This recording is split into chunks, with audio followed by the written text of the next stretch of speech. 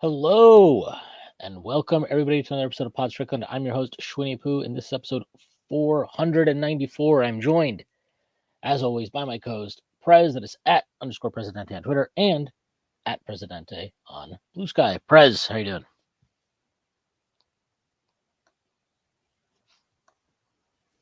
Prez, you are on mute.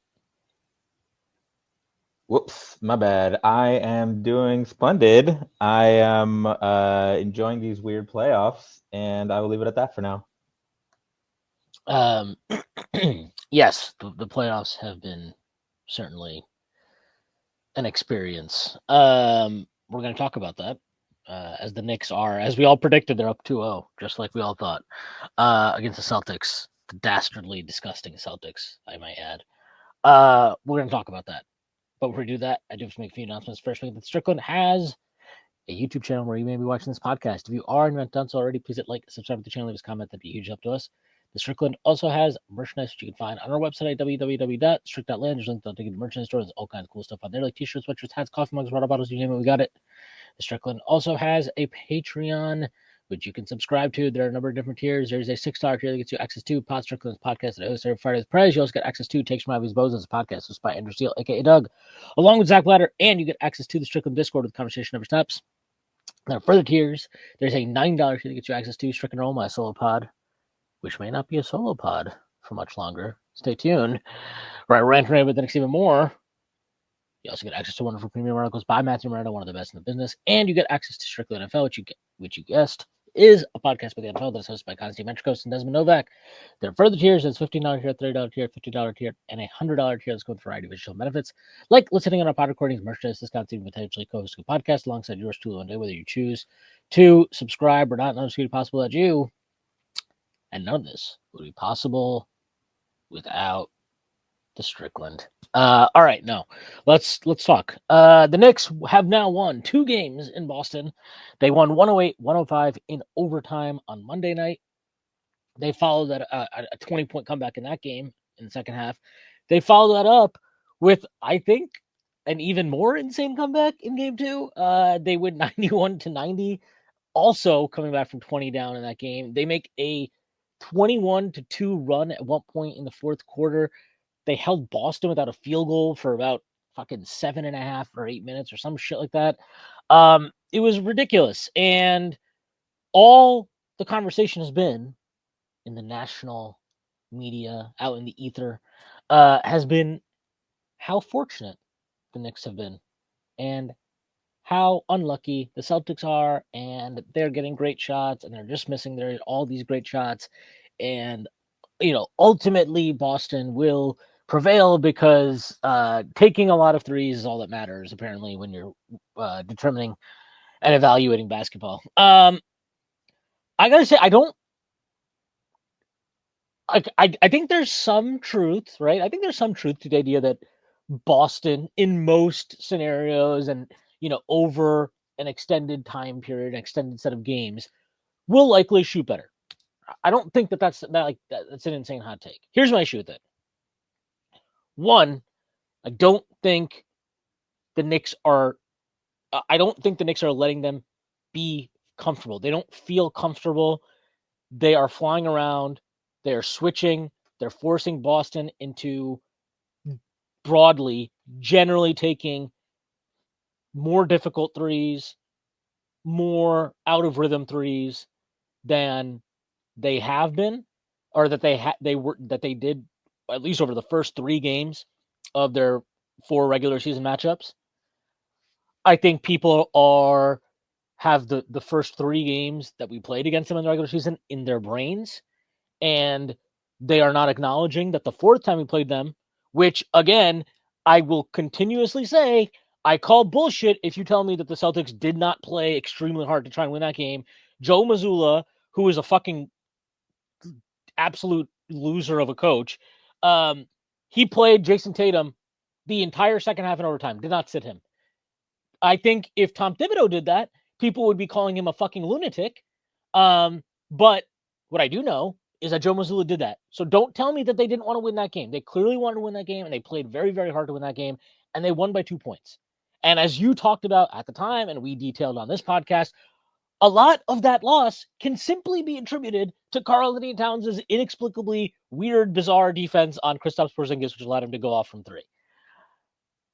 The Knicks are not playing much drop right now. They're switching a lot. So those pick and pop threes are both harder to come by, and Kristaps Porzingis is not, he doesn't look good right now. He just looks bad. He talked about it. He doesn't have energy. Whatever the fuck's going on with him, I don't know. So you have all these factors coming in. And then, this is the final piece of it. Any upset in any sport ever that has ever occurred requires an element of fortune to swing, often multiple elements of fortune, to swing in the underdog's way. That does not diminish an underdog pulling off an upset. It is literally how sports work. You don't get credit for what should have happened or how or what the averages say should have occurred. That's not how it works. That's not how it works. You get credit for what you actually do. What you actually do. Did you make the shots? If so, congratulations. If not, shut the fuck up. Who cares? Did anybody sit there during our Pistons series in round one? I don't remember any conversation at all at any point that was like, well, these are close games, but man, if OG Anunoby and Mikal Bridges and Deuce McBride, if they could just make any of their open threes, this wouldn't even be close. Who said that? Do you remember that conversation? I don't remember that conversation. I don't think that conversation occurred. Did anybody after Game 5, after they blew Game 5 at home against the Pistons, I don't remember a significant conversation about, oh, well, it was a good win for the Pistons, but they got pretty lucky because the Knicks missed a bunch of free throws. I don't remember that conversation. I also don't remember, and I don't recall, are the Knicks shooting well in this series? I don't think so. I think they're shooting pretty poorly too. So is it only that for Boston? Does it only matter for Boston when they shoot poorly? But for the Knicks, if they shoot poorly, it's because what? It's because they fucking suck? That's what, actually, it's the Knicks. They suck. So that's normal for them to miss these shots and to shoot a bad percentage. And Jalen Brunson, what did he, 5 of 19 in game 2, 9 of 23 in game 1. Yeah. No, that's, he's supposed to do that. But man, Jason Tatum, Jaylen Brown, he of the below average 3-point shooting percentage over the last 3 seasons. Those guys, they'll make more. Is it good that a player who averages 14 shots per game in the regular season took 16 in game 1 like Derek White did, and I'm supposed to believe all 16 of those shots were high quality threes that he inexplicably only hit 4 of? That's the logic.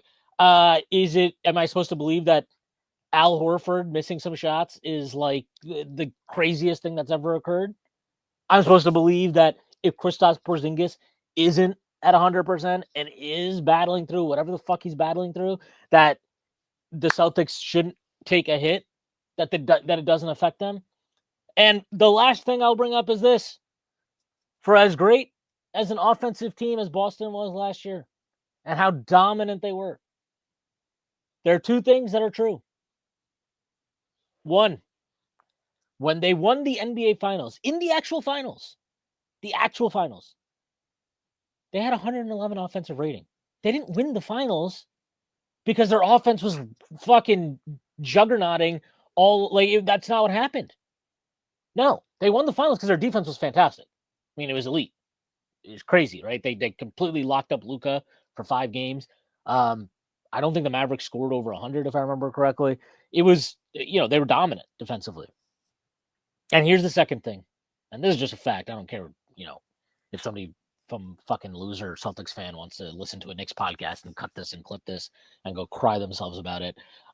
This is just a fact. They had a cakewalk last year in the playoffs. It's a cakewalk. This Knicks team is the best team they have played in the playoffs since 2024. That's not a knock on the teams they played last year, by the way. It's not. But when the best player on all these teams leading up to the finals gets hurt, yeah, I'm sorry. You didn't have to fight through adversity.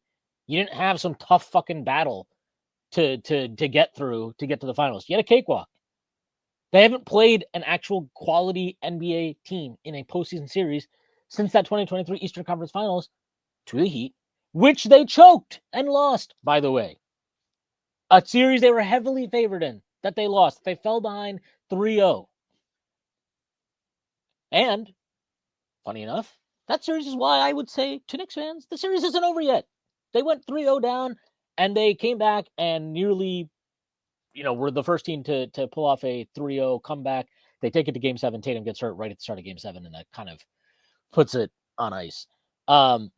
But yeah, those are my thoughts. Those are my thoughts about this series and how it's being discussed, because I don't really understand it, and I don't know how we got to this point where we're simply just looking at box scores and as taking tracking data, which you have talked about for years at this point, being extremely shoddy, and saying, well, they took a lot of threes, and Second Spectrum says 40 of them were wide open, therefore they deserve to win. If that's all we do now when we talk about what is actually happening on a basketball floor, I don't know. At that point, why are you even watching the game? It doesn't really feel like you're like you want to watch the game or that you're very interested in watching the game.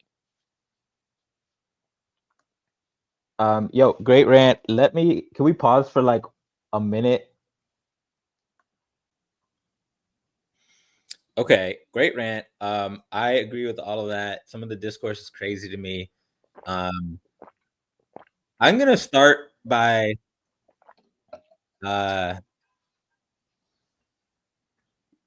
admitting something. A little confession. Right after halftime of game 2, you get into your Usher bag. I wish I could only dream of penning such a moving epic. No, right after halftime of game 2, I for some reason the internet in my house just completely shat itself, and my HBO Max that I was using to stream the game stopped working, and I was trying to fix that shit for like 15 minutes, well into the third quarter, and then at one point I was like, man, fuck this, like the internet's being weird, I'm not trying to go to a bar, I'm just gonna fucking let God take the wheel for the Knicks. And I fired up my PS5 and just did something else. And for a while, I didn't check the score. So I didn't watch the second half live. And then when I checked the score again, it was 82-86. And I was like, oh shit, it's happening again. And at that point, Superstitious Prez fully kicked in. And I was like, I'm definitely not turning the fucking game on now. Good job, Prez. Yeah, I know. You know I'm bad at that stuff. So this is growth for me. Trying to do the karmically appropriate gestures in day-to-day life. So I didn't watch it live. Turned it on. I mean, I didn't turn it on. I just waited till the game finished, and then, there was clips on the internet and stuff like that. But on League Pass, they don't have the game available for replay till the next day. So I didn't actually get to watch the second half till the day after. So I was reading all this discourse, right? A little bit of the same, right? Like, oh, more. I can't believe they missed more open shots. Knicks clutch, blah, analytics, all that good stuff. Yeah, I just to touch on this too, like I don't really buy this whole like, oh, the Celtics like they're mentally weak and they're soft. I'm like, I don't know. I just think they're like the Knicks are playing well. I don't know. Like that's really about it. Like, I mean, I think it's a little bit of that. Not the whole Celtics team. Yeah, well, I'll get back to that. Sorry, we'll get back to that. Yeah, that's all good. We should get back to that. But like, so I was watching, and in the clips that are circulate, there are some open shots that the Celtics missed in crunch time that contributed to them not scoring for the last 8 hours of the game or whatever. And like one of them was like Al Horford wide open in the corner, and it's like he's a really good corner shooter, especially catch and shoot. I get it, blah blah blah. But what surprised me when I was watching this shit after reading everything online was there were also actually some terrible shots the Celtics took. Like the corner three that missed that was wide open. Derek White had a very good wide open shot that missed. But like Peyton Pritchard had a heave from like 35 feet that fucking he schwapped. And I was like, oh, here I was led to believe that every single three-pointer the Celtics took was analytically sound and they missed a bunch of wide open ones. Nobody's bitching that they took and made some insane threes, right? And the same thing happened in game one, right? Like they were kept in the game at one point because Tatum hit 2 back-to-back 30-foot pull-up shots. Pull-up shots are hard from anywhere. Step backs from 30 feet are fucking hard for everyone. That's basically like a 33% shot. And like, it's not a good shot, right? And guess what? Like, this isn't Dame Steph where I'm Paul George and I'm like, oh, bad shot, bro. Like, and it's Dame and Steph, two of the greatest shooters of all time. It's Jason Tatum, who's a shot maker, but he's not Steph Curry or Dame Lillard in terms of three-point shooting. So, I don't know. I just found it funny that, people are highlighting some of the understandably weird bricks that they laid on open shots without highlighting the multitude of difficult shots that they had both makes and misses on. And some of the misses were bad, dude. Like Jaylen Brown had an air ball. Like there was all types of fucking bad shots that hit like backboard only. Like this was crazy. It's not like they were on a run of accurate shooting. And so that was the first point I wanted to make, just, looking at the game in a safer way as I was comfortable and I knew the outcome as I was watching it. The other thing I kind of wanted to touch on that just grinds my gears a bit in analysis is I hate surface level